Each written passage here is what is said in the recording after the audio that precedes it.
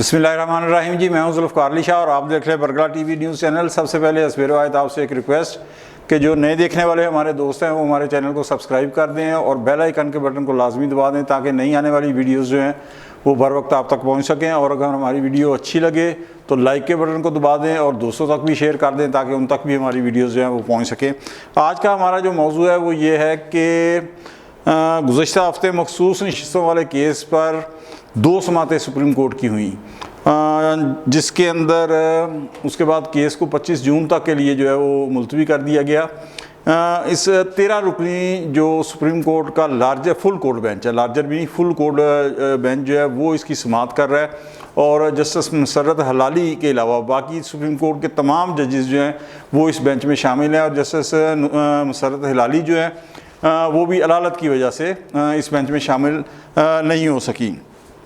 लेकिन तहरीक इंसाफ ने काजी साहब के ऊपर अदम एतमाद का इजहार कर दिया था, क्योंकि बकौल उनके कि जब से काजी साहब चीफ़ जस्टिस बने हैं, बकौल तहरीक इंसाफ के कि जब से काजी साहब चीफ़ जस्टिस बने हैं उस वक़्त से लेकर अब तक फ़ैसले उनके ख़िलाफ़ आ रहे हैं अदलिया के अंदर। हालांकि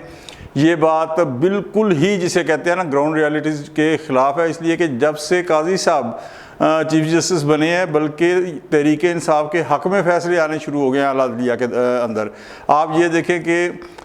जो मुख्तलिफ तोड़ फोड़ के केसेस थे उसके अंदर खान साहब को बरी कर दिया गया है, उसके बाद साइफर केस से उनकी ज़मानत हो गई है, इद्दत वाले केस जो है उसमें उनको बरी कर दिया गया है, उसके बाद टेरियन केस की तो उन्होंने कहा कि काबिल समात ही नहीं है। तो ये मकसद कहना कि जनाब जब से काजी साहब चीफ जस्टिस बने हैं उनके ख़िलाफ़ फैसले आने शुरू हो गए हैं, ये बात तो बहरहाल हक़ाइक़ से मेल ही नहीं खाती। एक दौर कुछ ज़्यादा पुरानी बात नहीं है कि बंदियाल कोर्ट हुआ करता था कि जब चीफ जस्टिस अता उमर बंदियाल थे तो उस वक़्त हम ख्याल जजेस के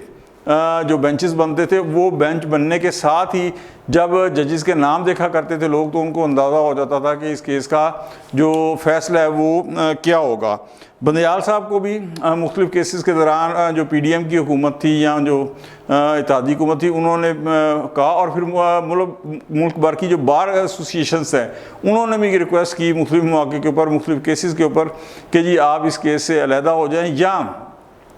जो जजेस हैं उनको छोड़ के फुल कोर्ट आप बना लें। मुख्तलिफ़ केसेस के अंदर ये ऑन रिकॉर्ड बात है, लेकिन बंदियाल साहब ना उस बेंच से अलहदा हुए और ना कभी उन्होंने फुल कोर्ट बनाया, बल्कि अपनी मर्ज़ी के वो 3 रुकनी बेंच बनाते थे, 5 रुकनी बेंच बनाते थे और बहुत ज़्यादा हुआ तो 7 रुकनी। लेकिन उस बेंच की तरतीब वो इस तरीके से रखते थे कि जिसके अंदर अक्सरियत जो थी वो हम ख्याल जजेस की होती थी और अकलियत जो होती थी वो दिखाने के लिए कि जनाब ये देखें इनको भी रख लिया। लेकिन एक चीज़ उसमें बड़ी वाज़ेह थी कि काजी साहब को उन्होंने कभी भूल का भी उन बेंचों के अंदर शामिल नहीं किया। तो वो अपने मतलब के फ़ैसले लेने के लिए हम ख्याल जजेस के जो थे बेंच बना करते थे। काजी साहब भी अगर ये चाहते तो जिस तरह ये मखसूस नशिस्तों वाला केस है इसके अंदर 3 रुकनी बना देते या 5 रुकनी बना देते या फिर आतम ताकि की कब्र पे लात मारते हुए सखावत दिखाते तो 7 रुकनी बेंच बना देते और उसके अंदर भी उनको पता है कि किस जज की जो है वो मकसद क्या पॉइंट ऑफ व्यू है, तो उस हिसाब से वो बेंच बना के अपनी मर्ज़ी का फ़ैसला ले सकते थे बकौल तहरीक इंसाफ के। वरना मैं नहीं कहता कि अपनी उनकी मर्ज़ी क्या है, लेकिन जिस तरह तहरीक इंसाफ कहती है, लेकिन उन्होंने ऐसा करना मुनासिब नहीं समझा। उन्होंने पूरी जो सुप्रीम कोर्ट थी उसके जितने जजेस थे, अगर मुसर्रत हलाली साहबा जो है अदालत की वजह से अगर हॉस्पिटल में ना होती तो वो भी इसमें शामिल होती, लेकिन उनके अलावा तमाम जो जजेस हैं वो इसके अंदर उन्होंने शामिल किए हैं और यही वजह है कि इनके ऊपर कोई एतराज़ नहीं कर सकता। इस बेंच के अंदर जस्टिस मुनीब अख्तर भी शामिल हैं और जस्टिस अतर मिनल्ला भी शामिल हैं कि जो कि खुलकर अपने मौक़िफ़ का इजहार भी कर रहे हैं और सिर्फ मौक़िफ़ का इजहार नहीं कर रहे बल्कि चीफ जस्टिस साहब से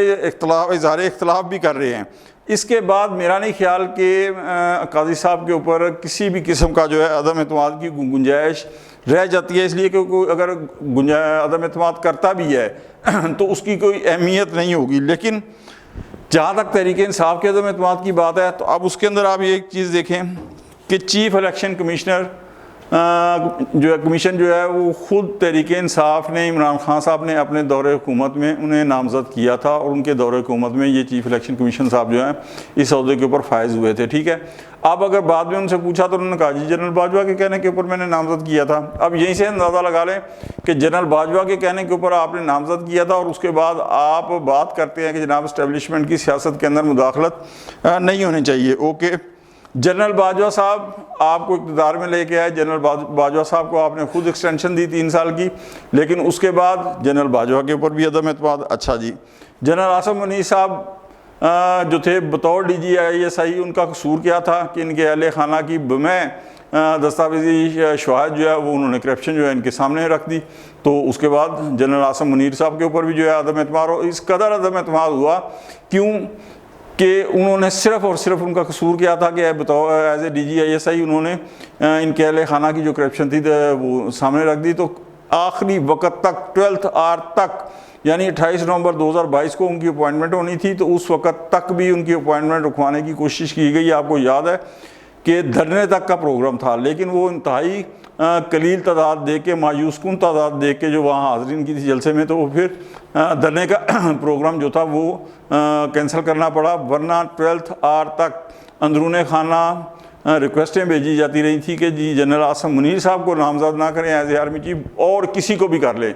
ये यानी उनके ऊपर भी जो था अदम एतमाद, वो इत्तेहादी के जिनकी वजह से 3 साल 8 माह इनकी गवर्नमेंट चली, जैसे ही वो इत्तेहादी इन्हें छोड़कर अदम एतमाद के मौके पर PDM के साथ शामिल हुए, तो फिर वो इत्तेहादी जो थे वो गैर मुल्की एजेंट भी हो गए, वो साजिशी भी हो गए, वो मुल्क के गद्दार भी हो गए। और अब काजी फ़ाइज़ ईसा साहब, यानी खुद इमरान खान साहब मान चुके हैं कि इनके दौर के अंदर जो इनके ख़िलाफ़ सुप्रीम जुडिशल काउंसिल के अंदर रेफरेंस दायर किया गया था वो इनकी गलती है, गलती थी। ठीक है, लेकिन इसके बावजूद उनके ख़िलाफ़ भी जो है अदम एतमाद। ठीक है जी। अच्छा, सबसे बड़ी बात यह है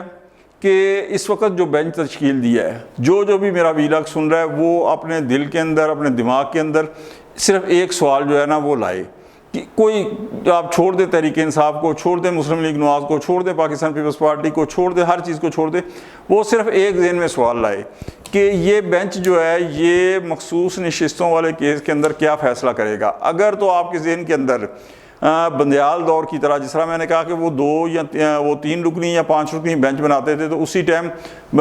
जजेस के हम ख्याल जजेस को देख के पता चल जाता था कि जनाब इस केस का फ़ैसला क्या होगा। तो अगर तो ये 13 रुकनी बेंच जो बना हुआ है, इसको देखकर आपके ज़हन में ये ख्याल आता है, आपको ये राय ये बनती है कि ये क्या फ़ैसला करेगा, फिर तो बिल्कुल काजी साहब के ऊपर अदम एतमाद बनता है। लेकिन अगर आप ये सोचते हैं कि यार पता नहीं क्या फ़ैसला होगा, ये तो वक्त आने के ऊपर पता चलेगा, क्योंकि मुख्तलिफ जजेज़ हैं, मुख्तलिफुल ख्याल जजेज़ हैं, हर एक की अपनी अपनी आज़ाद राय है। उसमें काजी साहब की भी आज़ाद राय है, तरमीनुल्लाह साहब की भी आज़ाद राय है, दीगर जो जजेज़ हैं उनकी भी आज़ाद राय है। तो कोई कह नहीं सकता कि इसके ऊपर क्या फ़ैसला होगा। तो अगर तो आपकी ये राय है तो फिर समझ लें कि ये बेंच भी आज़ाद है, इसके जजेस भी आज़ाद हैं, और जो फ़ैसला आएगा वो भी आज़ाद और एक गैर जानिबदार अदलिया का